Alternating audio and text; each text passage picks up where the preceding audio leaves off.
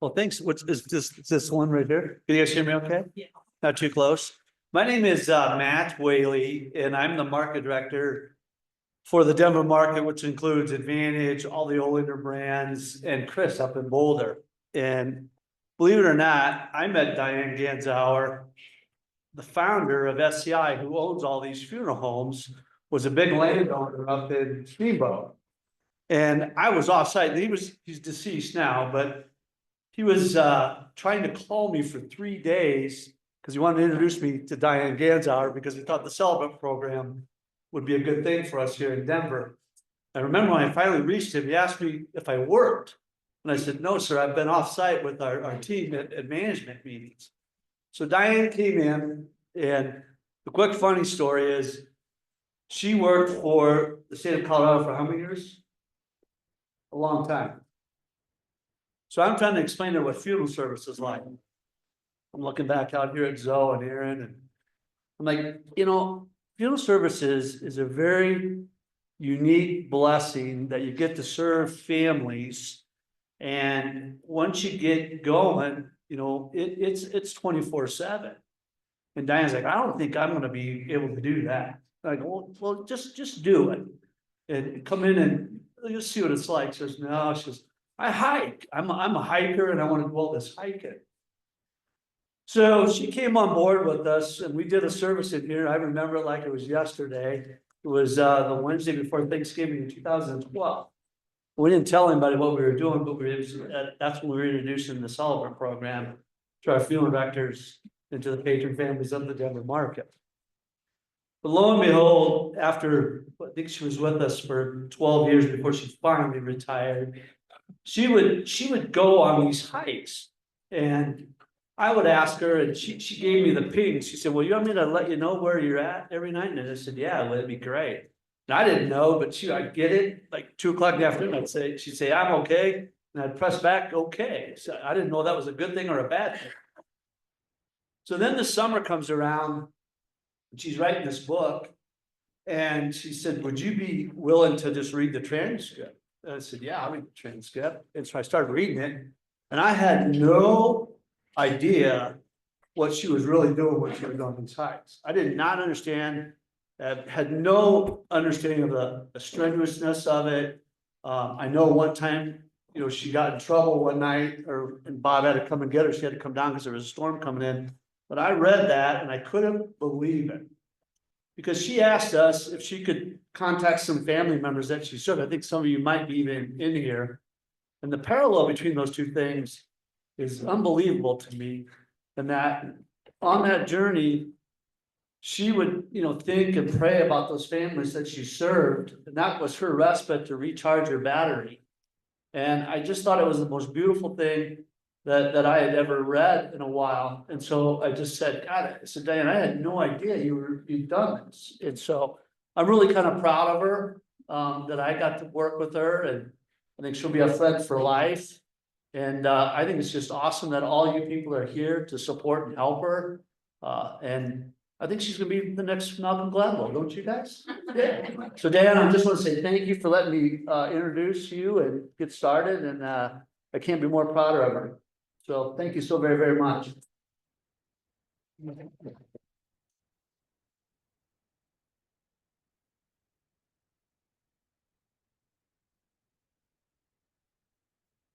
quite something to come to the celebration of your life and you're still here. Matt, where'd you go? Thank you. Friend on the trail and on this book, thank you for hosting tonight. That is our host. I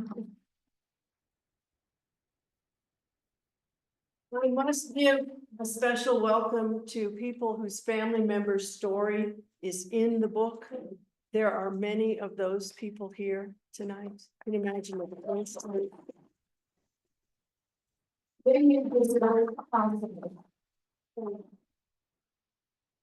Welcome to those who helped me with this book by reading an earlier phase or a later phase of the manuscript. Also the people who were the worker bees, some of my best friends who put this room together tonight. Thank you. I've had so many helpers along the way, not just on the trail, but definitely on the trail to family of one of my best trail angels is here tonight. She is in Montana. Molly. Yes, an enormous amount of support and companionship. Welcome to my family. Daughter's here somewhere, was my cashier, Greta, my husband, Bob. Oh my gosh, the amount of effort from family and from friends and from colleagues to support this project, this celebration for all of you. I'm not just saying it. And what an eclectic bunch from all different parts of my life. It's just wonderful. For those who don't know, can I use a book for a second, Yante? In case I need to introduce myself. On the book, it says Diane Grace. Some people might not know what that means. No, it's not my middle name. It is the tradition on long distance trails to be given a trail name. And I was given this name by a friend before someone on the trail gave me a trail name for doing something stupid. So I snapped it up immediately. That's how you usually get trail names. Yes. And the name Grace, come on, it's aspirational. I am not just saying this, I'm sure it helped me be a better person, because you can't be a jerk if your name is Grace. So the waypoints from 400 farewells and 3,000 miles. So what is this about? Well, it began with my being hawked, which when you're in your mid-60s is a rare occurrence. But when I say that, I mean, I was really hot because I first committed to hiking the Continental Divide Trail from Mexico to Canada in the Chihuahuan Desert at the bottom of New Mexico. Most people hike this trail northbound. So from New Mexico to Colorado to Wyoming to part of the Idaho border to Montana and on into Canada. That's the length of the trail. If you do the standard route, it's 3,100 miles. And it was rare for me to deviate from that route. I knew the desert would be, believe it or not, the most challenging part, more than the mountains. It was the desert. But I didn't know at the time I began in April of 2017, that would also be the beginning of a deeper dive into reflecting on the lives of more than 400 people whom, in most cases by far, I had never met. 400 people who had passed away caught my attention as I was interviewing their family members to celebrate their loved one's life. The impact of those lives resonated so deeply with me, like a very deep blue sea of wisdom and insights on life itself. This is not a book about death. It is a book about life. Walking a long trail brought those insights to light, and I was inspired to write them down, to write down what I was discovering. You see, as I watched from border to border, lessons from those lives and lessons from the trail began to overlap like stacked stones. This is a pile of stacked stones called a cairn. It's a hiker term. It's actually very Celtic. A cairn is a type of visible waypoint. A waypoint is something that guides you down the path. You see something on the trail like a cairn, or it could be a junction of two trails, or it could be a sign. The cairns are usually in the most remote locations. And you compare that to your map, and you have now found a waypoint that tells you where you are and therefore what direction you're headed so you don't get lost. There are 10 waypoints in this book. They are marking not the physical places all along the trail itself. They are marking the waypoints of an interior landscape. You see, the trail did its work on me.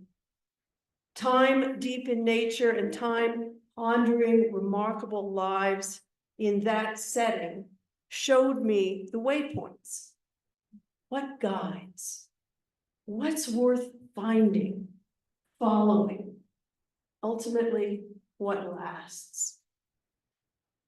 It's a long walk in life. Try not to get lost. Waypoints are helpful. The waypoints in this book are revealed through short stories from both sources. In other words, the lives and the trail from both sources. For example, the desert waypoint. For me, that was where I started, and the first waypoint was walk toward what sustains you. Clearly, when you are hiking in mid-90-degree temperatures, you need to find water. You need to know where it is, how long it's going to take to get there, and if you aren't going to get it by the time you run out, you're carrying it on your back. It is the only part of the whole trail that I would use the word, the adjective grueling to describe what it's like, because it was that hot. But I have to tell you, that challenge paled in comparison to some life stories I was hearing. And especially, most notably, from the people who immigrated to this country. This was, of course, challenging for me. But these people had come from wars, pogroms, destitute poverty, hunger. And they came to this country with a vision for what it was going to take, not only for them to survive, but for them to flourish. That's a waypoint for hanging in there and holding on to your vision. And the way some of these people flourished, it was like that bloom in the desert over there. You wonder, how on earth did they do this?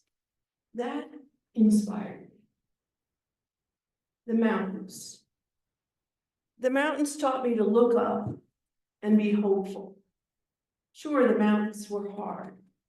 And if you needed to get over a summit, though, the main key was just keep putting one foot in front of the other, and you will eventually get there. And you will get over that mountain and over that pass and go down the other side. There were people I worked with, some of whom are in this room, who, to be fair to them, never got over the mountain of grief that they had to climb. They were the people who endured the biggest losses. And that's the loss of a child. You don't get over that grief.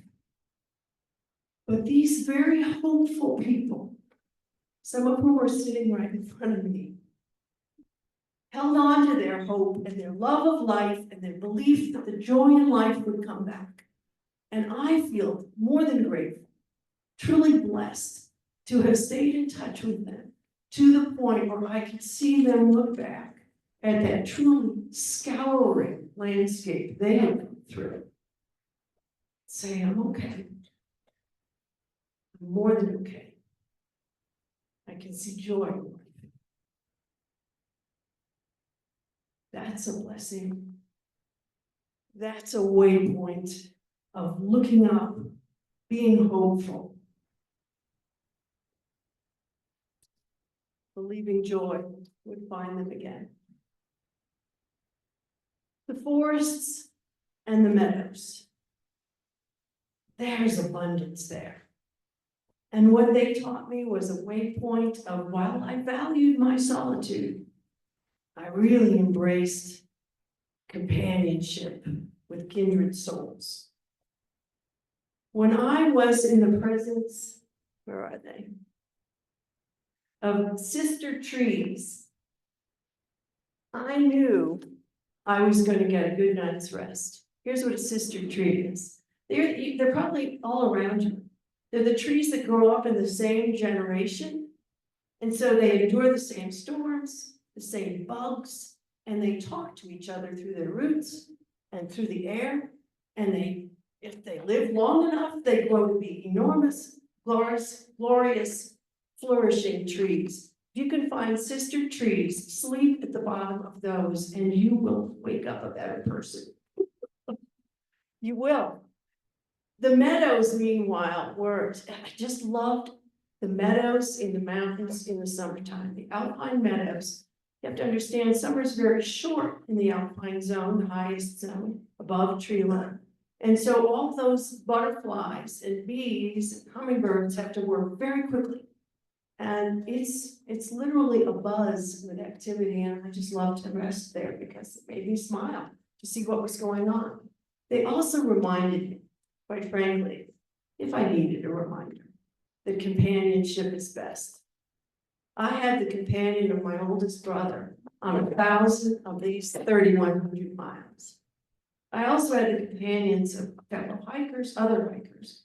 I had companions of trail angels, the people who take care of voluntarily and resupply, take care of long distance hikers. I had the companionship of my family. That was the best. But truly, one of the most resonating examples of a waypoint for companionship as a waypoint in life, came from Ruby and her partner. Ruby had a very difficult life, quite frankly, from before she was born. And it didn't get a whole lot better until well into adulthood. And by then she had a good job, she had friends, she had a few partners that, were important to her. But it was really when she met, and I have permission to use her name, when she met Mary, her life partner, that everything changed for her. Ruby's difficulties in life melted away because she had found a person that was her soulmate, really. Her health began to fail.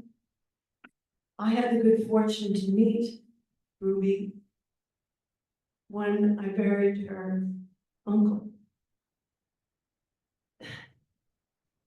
And then I helped Mary bring Ruby to her rest after Ruby passed away in her loving partner's arms. This was before same-sex marriage was legal in Colorado, but they were spiritually married for more than 25 years. Let me tell you about a gift of companionship. There were two people who companioned me every night with text messages through my GPS, the length of this trail. One was Matt Wiley, and one was Mary. That teaches you something about companionship. They'll never know some of those nights what their messages meant to me. It was hard to do this. It was not easy. And hearing from them lifted my spirits. The rivers, the last landscape I'll mention. Well, they were almost my nemesis. I had a fear of fast rushing water since I was 4 years old. Early memories in life embedded that in me. And I had to cross them. And there was one river in particular, one river crossing, that I really dreaded and tried everything possible with the help of my hiker friend over here to avoid getting to that crossing when the river was high. We almost made it, but 45 minutes ahead of that crossing, it poured rain 45 minutes. And when my brother and I got there, he said, I hope we don't have to cross that, because you could hear it. It was waist high on me and rushing, and there was no way anybody was crossing it. Hikers were hailing each other from across the riverbanks. You weren't going anywhere. Only we were going to have to cross pretty soon because we were running out of food, and resupply was 10 miles down the trail on the other side. Okay, so the next morning it was just above my knees. Anyone else, it was at their ankles, but anyway, no, it was just above my knees. It was laden with mud, so you could not see the river bottom, and we had to go. All right, listen up. You know I speak metaphorically. Every celebrant does. So here's how you cross a flood. Read into this whatever flood you might ever face. Not the kind you ought to get insurance for, okay? Here's how you cross a flood. First of all, you hold on to your core. Don't throw yourself out there. You know, you hold on to your core and you ground yourself, even as you're moving. You are as connected as you can be to the ground under your feet. You go with a partner. You do not go through a flood by yourself. Preferably two, one on each side for stability. And the three of you are going to go across that river linked. Okay? If you don't have a person, in my case, in a real flood, literal flood, you grab your trekking poles, grab something to stabilize yourself. I also stabilized myself with a really appropriate hymn from when I was a kid. Pastors in the room will appreciate this. Guide my feet, Lord. That was real. And your stabilizer moves, you move, and then you refocus. Stabilizer moves, you move, you refocus. I did make it across. And yes, that was a moment of courage, a moment of courage. I appreciated that. I turned and I faced that river. We're all connected. I don't have any trouble talking to trees or wild animals or a river. Only in this case, I had no words. I simply bowed because I was so grateful. That river's doing what a river does, and I did get across, and I was grateful. That's a moment of courage. There are some people who live every day courageously. And one of those was Anne. Anne was almost completely blind. She was one of the most courageous people, gutsy, I have ever heard of, one-on-one. This woman hiked with her father.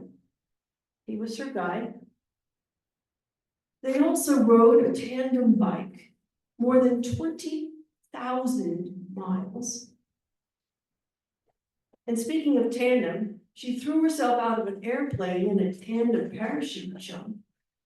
You could never pay me enough to do that. I would never do that. She did have a childhood fear. Horses. She was afraid of horses. Now, she didn't have to learn to ride a horse to get around in Boulder, Colorado, where she lived quite independently. But she decided, because Anne was someone who wanted to present herself as, I'm okay, and I'm doing all right, I'm going to go through life. She felt it was important to overcome that fear. So she took herself off to the therapeutic riding school and learned to ride a horse with increasing comfort over time. Her teacher said it was incredible to see this transformation in her. And Anne herself used to say, well, I don't have to see when I'm up here, the horse is going to see the steps for me. And when we honored her, we drew on that in celebrating Anne's life and said basically, she borrowed the freedom of that horse. And now, I'm certain, she is herself running through fields far and wide with complete freedom. Bravo, Anne, because she taught me certainly something about courage. It's not about avoiding your fears. It's crossing through them. So I have to ask all of you, what landscape are you in right now? Are you walking through a desert? Are you climbing a mountain? Are you resting in a forest? Are you trying to cross a river? You can go through this.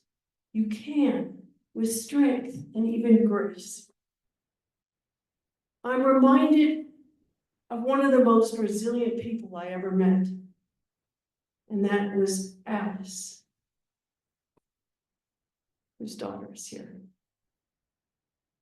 Alice loved rivers. She stood in rivers. She and her husband loved to fish. She stood in rivers. And at the celebration of Alice's life, we honored that Alice basically became a river. She poured herself into her family and into her community. And although Alice had faced tremendous challenges, I did 2 funerals. I did her son's, whom she poured herself into so that he could be independent, although death from a very young age. Tremendous loss in this woman's life. And yet, what was she known for? Her joy, her being at peace with life. She went with the flow, so to speak, but wasn't beyond also carving out, like a river does, her place in her world, so that her family could thrive and be joyful. She loved to watch the creek that ran by the front porch of her cabin, a cabin I just had reaffirmed tonight is still in the family, off into the Arkansas River, right? And that's where people came and sat with Alice. They sat with her because it was most at peace there. That's where she was joyful and at peace, and they could feel that. She loved to watch that river. I think she became more like the river, shimmering and carrying and answering and flowing toward her place of rest, like a living prayer. That was part of the poem we read. The whole poem is in the book. No, I am not the author. What I learned from Alice and all these other beautiful people is that it's when we let the most challenging times break us open rather than break us down, and we connect with each other. We connect with each other and with all the sacredness that flows through all of this and through all of us. It's then that we have the chance to shed what just doesn't matter, like a backpacker pouring out the junk that they carried that they thought they needed, but they really don't. We have the chance to just shed all of that and become the most resilient, the most loving, the most grace-filled person that we might possibly ever become. With practice, we might even become a river of life in all its messiness, and come on, life is messy, and also all its love, flowing over the horizon like a living prayer of shalom and gratitude. Spoiler alert, you do not have to go into the backcountry to find waypoints to do that. That's insane. It's all I did for 7 years when I wasn't working. You don't have to go into the backcountry. Go into your backyard. Grab a friend and go to the park. Grab a dog or a little kid and go down by a creek. Dogs and little kids, they open up all their senses. They remind us stiffer people to do that now and then. Please watch spring come back. Not only in nature, but inside yourself. Just watch spring come back. Hold on to those smallest moments of connection. They last longer than you might ever think. And if you want to know more about that, well, you really do have to read the book. So, grace to you on all your adventures. I know each one of you truly love you so much, and I'm grateful for your being here. And if anybody else hasn't had a book signed yet, that's where I'll go.